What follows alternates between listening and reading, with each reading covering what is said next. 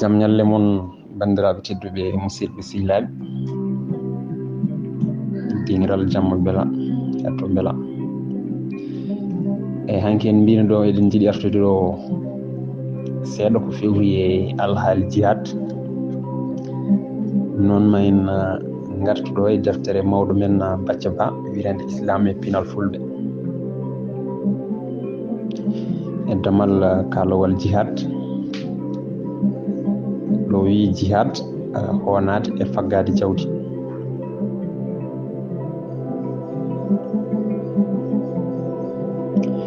ina jeeya ko fulɓe paggiri e natgol mabɓe islam fellude jihadi. Afrique naaɓe kuuɓal fulɓe e kertugol meeɗano andude jihadi. Jihadi noon firti tan ko haare diine. Afrique naaɓe meeɗano andude ɗum so haalde gonga. ɓe mbatti habde ngam diine tan kono diineji iwriɓe e caggal leydi. ko nden ɓe mbatti habde koye mabɓe. ndenne dey eɓe joguino genoji certuɗi sanne gati kala leñol joguino ko geno mum keeriɗo mo jiidani e genoji heddiɓe ɓe.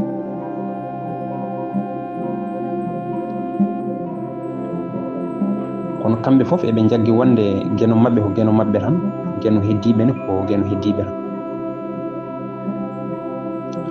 ɗum ɗo firti ko kala leñol ina jaɓi genoji leƴƴi keddiɗi ɗi. ko ɗum waɗi caɗele mbawano wodde hakkude mabɓe.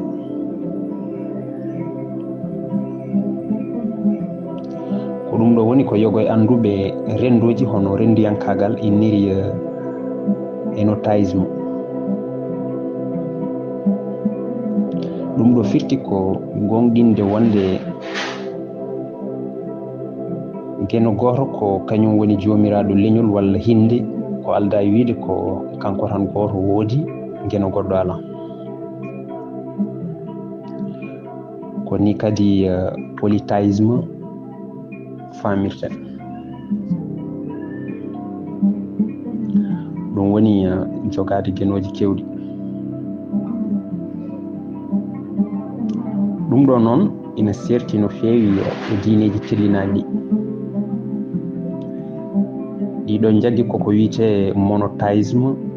ɗum firti ko geno ko goto e konngudi goɗɗi. ɗiɗo diineji jaggi ko wonde Allah goɗɗo walla diine goɗɗo fotani rewede so wonamo mabɓe o. ko ɗo caɗele mbaɗi. ko ɗum ɗo addi jihad walla la guerre sainte e farayse walla waliwar e ɗemgal anglais. so en pitti ɗum e pular mbiyan haare senidi.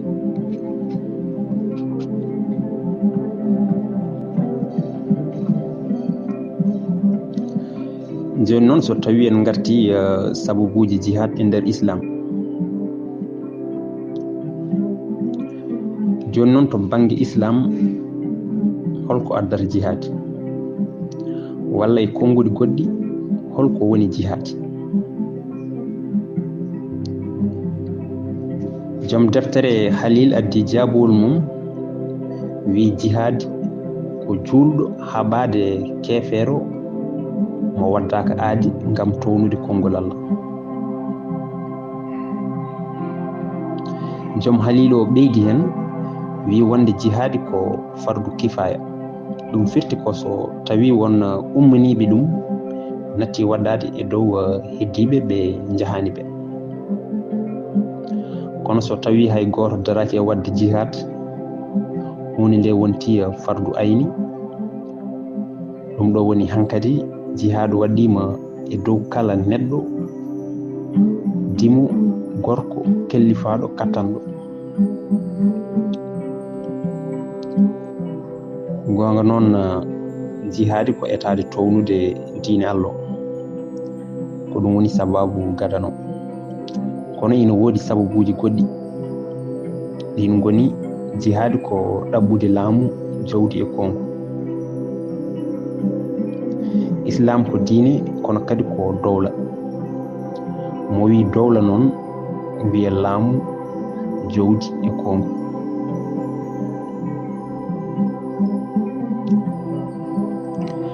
waɗi ɗum ko hare wande no jihad ni ina wonno ko adi islam. arabeɓe ina mbaɗanno ɗum ngam yidde honade e dañde jawdi. nde islam ari nde watti waddi ɗum kañumne ngam rerɗinde julɓe ɓe e wadde jihad.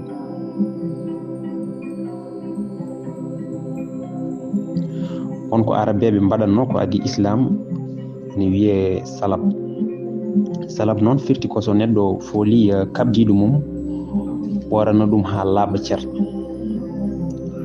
caggal ɗum o ƴefta kala ko on jogino gila e silama, comci, daaba, horɓe e dabba kala ko on jogino o wontata ko jeyal makko pandugal.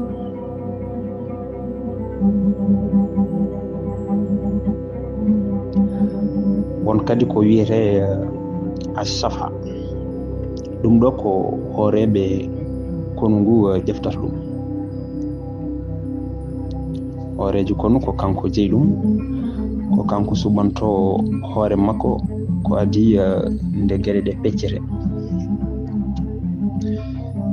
te ɗum ɗo hewno wonde ko hunde ɓurde wadde fayida e ko heɓateno e konu ngu, ko wayno puccu ndimaru walla silama walla korɗo joɗɗo moƴƴongari.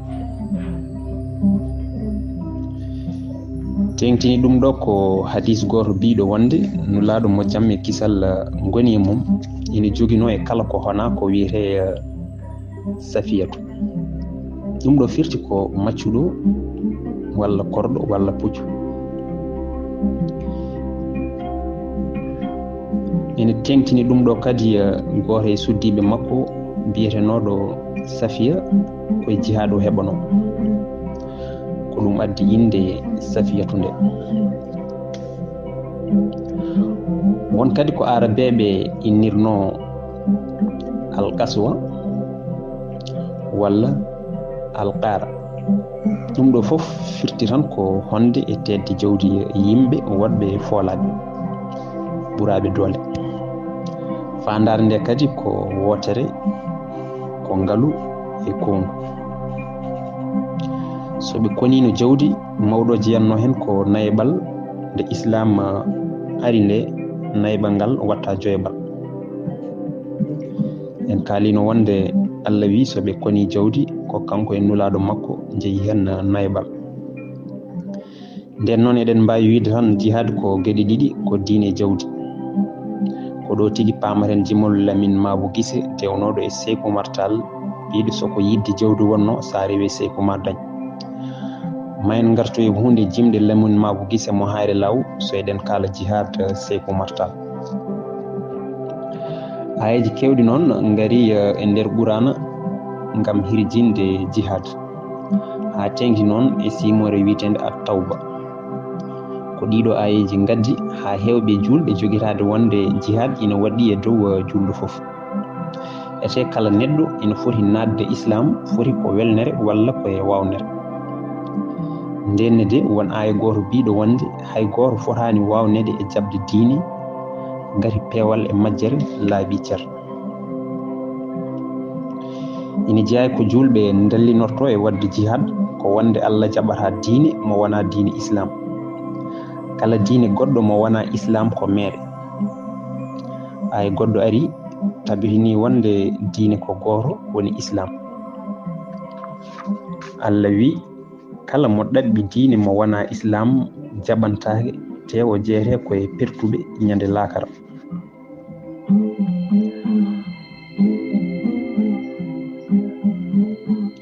ayeji kirjinoji jihad ɗi noon to banggue majji eɗi keewi no feewi. eto ɗen tan addude hen seeɗa. ɓuuri hewde majje goni koye simore at-tawba. eɗi mbiye boom ayeji jihad e simore tawba.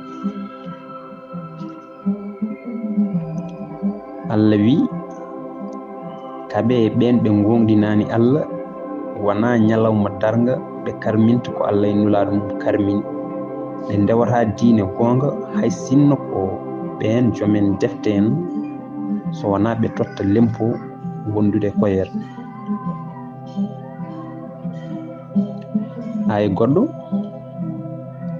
hema nulaaɗo haɓɓe heefereeɓe ɓe e naafigeeɓe ɓe sattin geɗe ɗe e dow maɓɓe wattande maɓɓe de ko jahannama nden wattande de ko bonde so jeynge jahannama. Hay goɗɗo ari e hirjinde julɓe ɓe e ɗaɓɓude sembe ngam haɓde e añɓe Allah.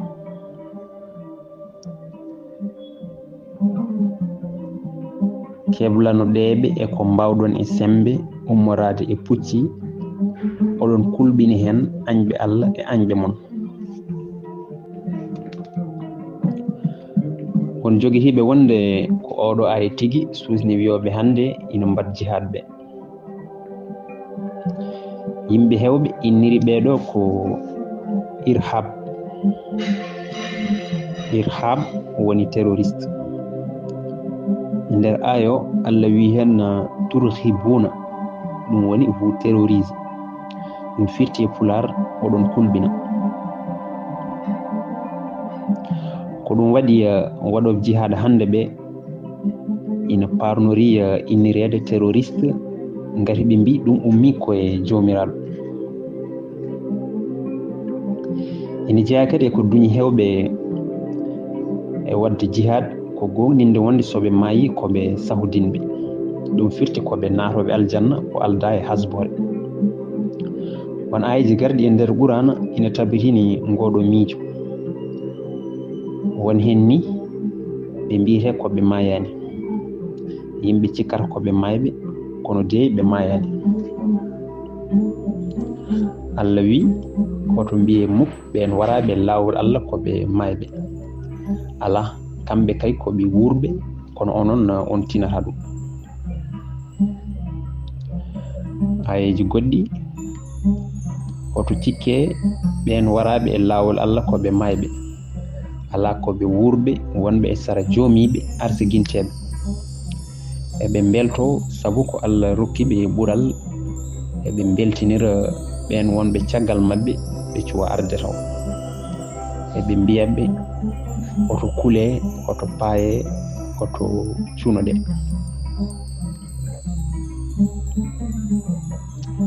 So gonga ayaji baaɗi ni ina keewi sanne. Ko ɓuri hewde majje kirjinta ko susnude julɓe ɓe e fellude jihad.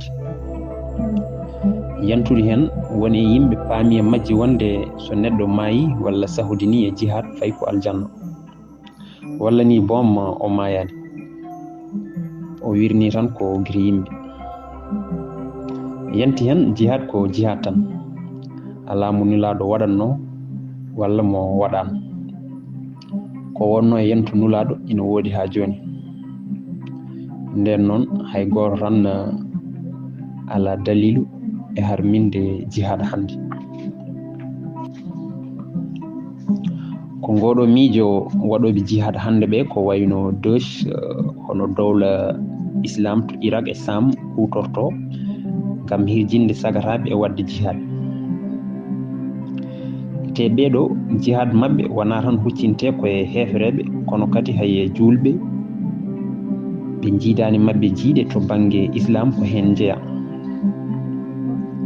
Laabi suufiyankoji ɗi ko fandare mabɓe kamɓe no ɓe jiiri islam o ni ko ɗum tan woni ko selli kala ko wona ɗum fof foti ko haɓede. Ngoɗo miijo noon hande so gonga saktima no feewi e nder windere nde te ngo addi caɗele kewɗe wona tan e leyɗele tubakoɓe ɓe kono kadi e leyɗele goɗɗe ina jeeya e majje yoga e leyɗele Afrique. Ƴetten yeru seeɗa e ɗeɗo leyɗele to Nigéria Boko Haram tampini ha ɗo tampere wawi hadde. Cameroun e Niger ko noon. Mali kam seeɗa tan wonta dowla islam e hirande 2013 sinno wonano Farayse tawanno hande ko sariya mabɓe dogata e nder leydi Mali ndi. Burkina Faso e Côte d'Ivoire kañumen ndaɗani bone ɓeɗo jihadiyankoɓe. Sénégal noon to banggue mum inana tan addito ngam rende hoore mum. Ko ɗum addini ɓe jaggude ceerno goto biyeteɗo Imam Ndaw. E dow ɗum ɓe tumimo ko wonde o wonno koye fewjude no felliri jihad. O jaggiteno ko ma won hedde capanɗe 4 neɗɗo, te ko ɓuri hewde e ɓeɗo ko sagataɓe rewɓe worɓe, wone mabɓe boom yanoɓe ha Libi.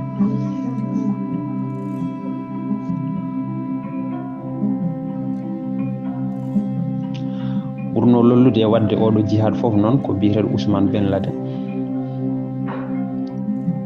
Yimɓe makko mbaɗino janguji kewɗi aduna he, kono jangu mabɓe ɓurgu mantinade ngu ko 11 lewru septembre 2001. te ɓe mbanno ɗum ko New York to dowlaji dentude Amérique. Beɗe sikki tan Amérique naaɓe e kertogol aduna e kuuɓal gonta yejjidde nguɗo jangu Allah e maggu bonɗo.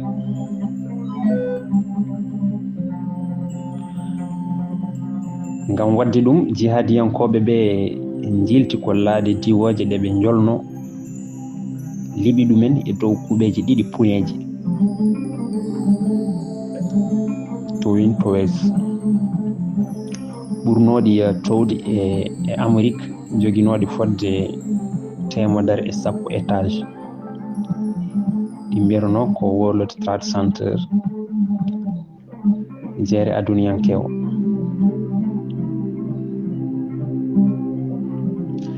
ɗiɗo étage uji fof jandi ko lawol gotol naahi e leydi. hedde ujunnaji 3 neɗɗo wonnoɓe e étage uji ɗi kamɓe fof ko tata lardi, hay goto hen fiddani nofru. gaccen jihad keso mo jihadiyankoɓe mbaɗata hande o etuɗen haalde ɓoyɗo. e dow ɗum ƴeewen beele fulɓe mbaɗino jihad, so tawi jabogol ko eey hole mabɓe wadde ɗum e holko wonno fandare mabɓe hen. en mbino dow seeɗa fandare jihad ko diine, kono kadi ko ɗaɓɓirgal ngalu e kongu. beele ɗum ɗo ina tabiri e jihad mo fulɓe mbanno so tawi kay ɓe mbaɗino ɗum. diine islam naati e nder reedu Fuuta koye temedande 11 caggal jibinede annabi Isa. ko nden kadi o naati leydi Sénégal ndi. e ngan sanga ko laamu ngoto mbiyatuno ngo Tekruur wonnoɗo Fuuta woni hande ɗo. wonno lamɗo on tuma ko biyeteɗo War Jaabi. koɗo lamɗo fof adi nadde diine keso. wiyama boom ko kanko adi fellude jihad e ballal ceerno goto mawɗo berbere en hono Abdoullahi ibnu Yasin. en kaalino e oɗo seeɗa. ngal ɗo ballodiral addani seereraɓe ferde Fuuta yaade Bawol Sine hakkude leydi Sénégal.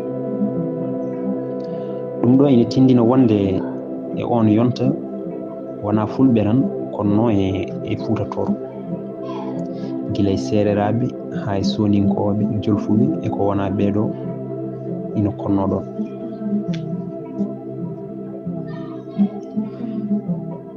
jihad fuɗɗi e fulɓe e mbadi labtundi koye laamu almameɓe. nguɗo laamu duumima ko juuti, ko ñiiɓi e nder Fuutatoro fodde duuɓi 113 hitande.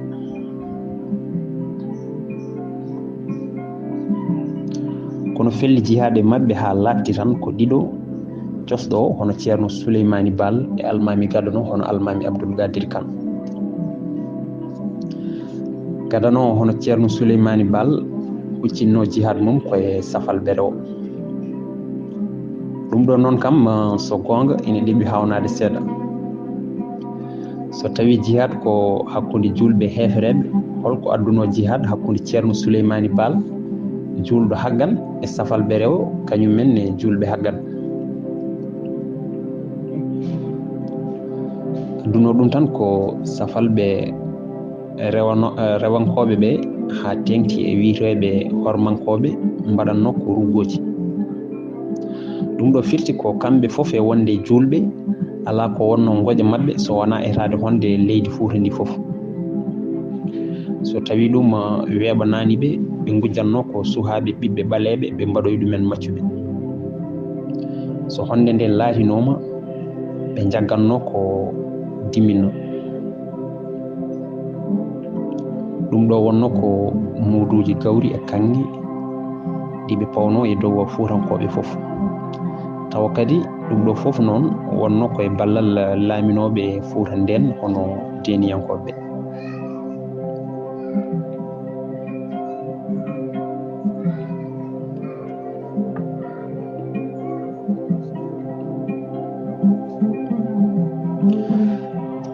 ko sabu yidde ittude ngeɗo toñange adduno dillere toroɓe e gardugol ceerno Souleymani Baal. ɓeɗo toroɓe liɓi laamu deniyankoɓe e dow ɗum ɓe keli muudo horma. ɗum ɗo firti koɓe pawri ko hormankoɓe ɓe pawno e dow Fuutankoɓe ɓe. oɗo jihad fandare mum mawde ko ndimagu wonno. hay sinno noon ceerno Souleymani Baal zillino hen diine. caggal ceerno Souleymani Baal ko almami Abdoul Gadiri Kane lomi yolde. oɗo fellino jihad kono wona no feewi. o yehino ha to nder leydi Kajoor ndi ngam yidde wadde jihad. kono noon o dañani toon ko yinno ko ngati o foola o soha. o caggal nde o softa o arti Fuuta Tooro o jokke wonde almami. o wonino hen fodde duuɓi 3. almameɓe ɓe fof noon ko kanko ɓurno ɓoyde jappere laamu almamagal. ina wayno noon miijo sosde laamu almami e nder reedu Fuuta e gakoto Bundu funnangue Sénégal. oɗo nokku ina wanno laamu almami ete sosno ɗum ko biyeteɗo Malick Daoudou Sy. ɗum tugguno koye hitande 1693 ha 1905. almami battidiɗo e mabɓe wiyeteno ko Malick Touré Sy. serdi laamuji ɗiɗi almameɓe ɓe koto Bundu to koye nder galle goto tan almami yaltanno hono yetteteɓe Syɓe. kono to Fuuta Tooro almamagal koko suɓateno kono ronetenoka. mbeɗe sikki tan ko ɗum waɗi almamagal ɓurno tabbidde ñiɓde ko Bundu. ngati fodde duuɓi 211 ɗiɓe laami ko almameɓe 21 tan laamino.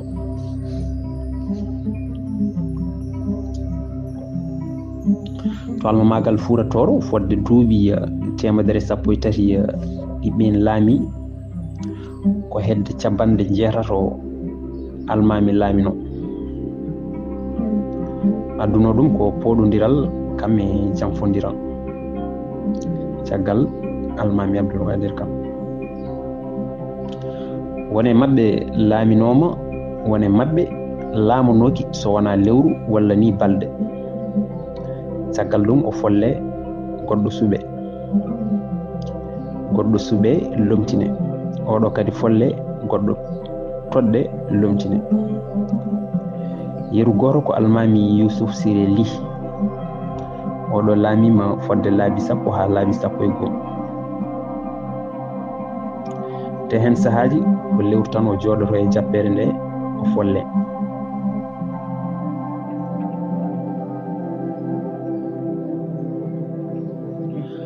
almamagal noon yaajino e nder fulɓe caggal nde ɓe naati e diine Islaamu.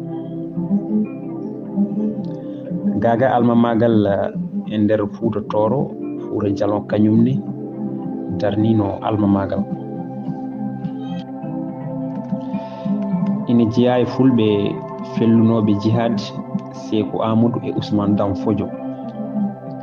ɓeɗo ɗiɗo gonno ko gadiriyankoɓe. ɗum firti koɓe jagguno ko lawol gadiri. cakkitiɗo won Ousmane Dam Fodio, kañum wonno ko to banggue leydi Hausa to Fouta Adamawa to worgol leydi Nigéria, nden nokku wiyeteno ko Sokoto. ɗum wonno koye tema dande 16 wiyama wannomo fellude jihad ko yinnode tajje ɓoggi kalifandi ɗi hawsankoɓe kabbuno e daade fulɓe. fandare jihad makko e mo jihad ceerno Souleymani Balo ko gotum, ɗum woni ndimmaw. gadano hono Sekou Amadou wanno laamu mum koto Masina to leydi Mali hande ɗo. en mbino dow seeɗa wonde woni fulɓe sabu naddeɓe Islamu wona tan mbasi inde mumen kono kadi mbasori hen hay jettode. Sekou Amadou noon cosnoɗo laamu Masina koye mabɓe o jeeya. o yettoteno ko Bari, kono e nder dartol o andira tan ko Sekou Amadou. o jeeyno koye fulɓe yettotenoɓe Bari. ɓeɗo gummi ko Fouta Jalon e hedde 1725. ɓe gari e Fouta Toro hitande 1771. koye hitande 1775 Sekou Amadou jibina. ko caggal ɗum ɓe perani Masina ɓe darni toon laamu diine Islaamu. Sekou Amadou Bari noon jangi diine Islam koye juuɗe sernaɓe safal ɓe kunta en ha tengti e ɓeɗo sernaɓe ɗiɗo hono Sidi Al Moukhtar Al Kabir e Cheikh Sidi Mouhammed. caggal ɗum kanko e hoore makko o watti jangguinde Qur'an e ɗemgal Pular e hitande 1818 e ballal safalɓe kunta en wonnoɓe Tumbuktu o felliti e fellude jihad.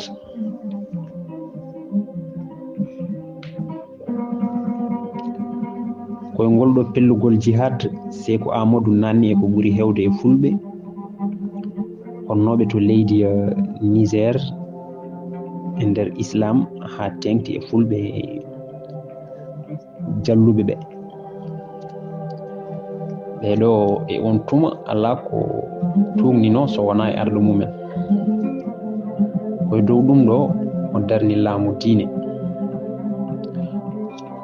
o jaali dow yimɓe hewɓe ɓe gonano hay fulɓe. ɓeydade hen o fawi dow mabɓe lawol gadiri. e hitande 1819 o darni laamorgo. o innirigo Hamdallahi firti ko yettude Allah. caggal ɗum o mahi ɗon juma mawka no fewi sanne. ko nden laamu fulɓe to Masina jibina. ina woodi fulɓe woɓɓe felluɓe jihad hay sinno jihad mabɓe o yaajano gari o haalno tan koye diwan goto. on diwan woni Fouta Jalon. ɓeɗo waɗɓe jihad ko sernaɓe andiraɓe Alpha karam makko Modi e Sori, ko kamɓe kadi gonanno almameɓe. ɓurɓe lollude mabɓe ko Alpha Yaya Diallo e almami Bocar Biro. laamu mabɓe duumima fodde duuɓi 100 e ko fawi. ɗum tugi koye 1726 ha 1896. ɗum noon bandiraɓe tedduɓe musidɓe sehilaɓe, ko ɗo katten hañeno wonde so Allah jaaɓi garten e jihad mo Sekou Martal mataw guddiren ɗon dammal jihad ngal. garten kadi e jewte goɗɗe so Allah jaaɓi. ɗum noon Allah jarama on jarama.